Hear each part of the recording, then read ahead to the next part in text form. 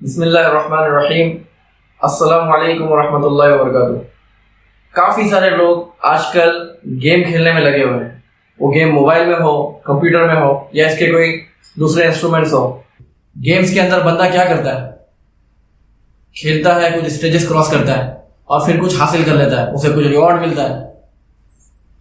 یہ ریوارڈ ملنا، یہ اسٹیجز پار کرنا، یہ اسٹرگل کرنا، جب اس کا سارا گیم کے اندر ہو جاتا ہے تو بندے کی جو ریئل خواہش ہے، جو اصل اس کی جو ایک تمنا ہوتی ہے کہ زندگی میں کچھ اسٹیجز پار کرنا، کچھ حاصل کرنا، کچھ ریوارڈ لینا، تو وہ ٹھنڈی پڑ جاتی ہے۔ ریئل لائف میں آ کے یہ بندہ کچھ خاص نہیں کر پاتا، کیونکہ گیمز کے اندر یہ کر چکا، اس کا جوش اور جذبہ ٹھنڈا ہو چکا ہے۔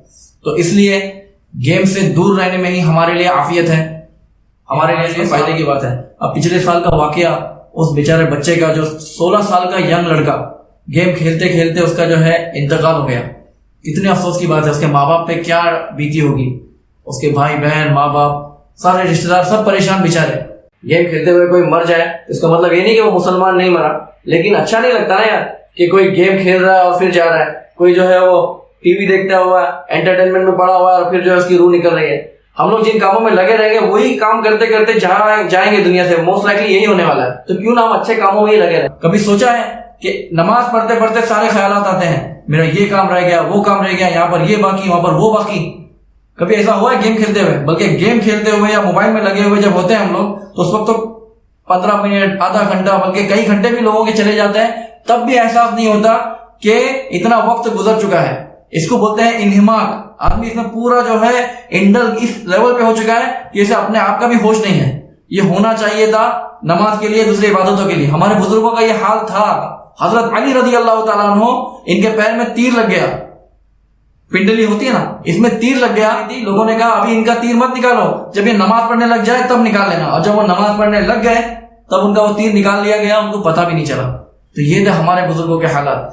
ہمارے آقا صلی اللہ تعالیٰ علیہ وسلم راتوں کو کھڑے کھڑے اللہ کے سامنے جو ہے اللہ کی بارگاہ میں کھڑے کھڑے قیام میں لمبے لمبے قیام کر کے اپنی راتیں گزار لیا کرتے تھے۔ شہزادی کونین فاطمہ الزہرا رضی اللہ تعالیٰ عنہ یہ سجدے میں پوری رات گزار دیتی تھی اور کہتی تھی، سجدہ صبح ہو جاتی، کہتی یا اللہ مجھے ایسی رات دے دے جس میں تیری بندی دل کھول کر سجدہ کر لے۔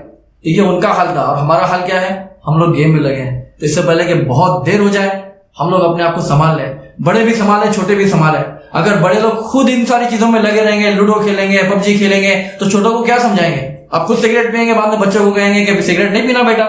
ارے بچہ وہی کرے گا جو آپ کو کرتے ہوئے دیکھ رہا ہے۔ آپ جو تھیری بتا رہے ہیں نا نہیں کرنا، وہ یہ نہیں کرے گا، وہ پریکٹیکل دیکھے گا۔ آپ کہو گے غصہ نہیں کرنا، تو وہ یہ نہیں دیکھے گا میرے باپ نے کہا غصہ نہیں کرنا، بلکہ وہ یہ دیکھے گا کہ موقع آنے پر باپ نے غصہ کیا تھا یا نہیں کیا تھا، تو وہ اس طریقے سے ریاکٹ کرے گا۔ اچھی بات بولنا بھی چاہیے، لیکن اچھی بات کرو بھی تو۔ کیا زندگی بھر صرف تھیری میں گزار دیں؟ تو ہم لوگ اپنا فائدہ دیکھیں اور دوسروں کا فائدہ بھی دیکھیں۔ اور اچھا آدمی وہی ہے جو خود کا بھی فائدہ دیکھے اور دوسروں کا بھی فائدہ دیکھے۔ خیر الناس من ينفع الناس، حدیث شریف میں آیا، لوگوں میں بہتر وہ ہے جو دوسرے لوگوں کو فائدہ پہنچائے۔ اور یہ لوگ جو صرف اپنے فائدے کے لیے دوسروں کا ٹائم برباد کر رہے ہیں، دوسروں کو نقصان میں ڈال رہے ہیں، دوسروں کو نئی نئی لت لگا دے رہے ہیں، کھانے کی لت ہو، کھیلنے کی لت ہو، تو یہ لوگ اچھے لوگ نہیں ہیں۔ ہم لوگوں کو ان لوگوں سے دور ہو جانا چاہیے، تبھی ہمارا فائدہ ہے۔ اللہ تعالیٰ مجھے اور آپ کو ایسی ساری فضول باتوں سے بچائے اور ہم کو، ہمارے بچوں کو، ہمارے آنے والی نسلوں کو ایک نیک راہ پر چلائے، ایک کنسٹرکٹیو انوائرمنٹ بنانے کی ہمیں توفیق رفیق عطا فرمائے۔ اللہ تعالیٰ آپ کو جزائے خیر عطا فرمائے۔ Thank you very much. اپنا خیال رکھیے۔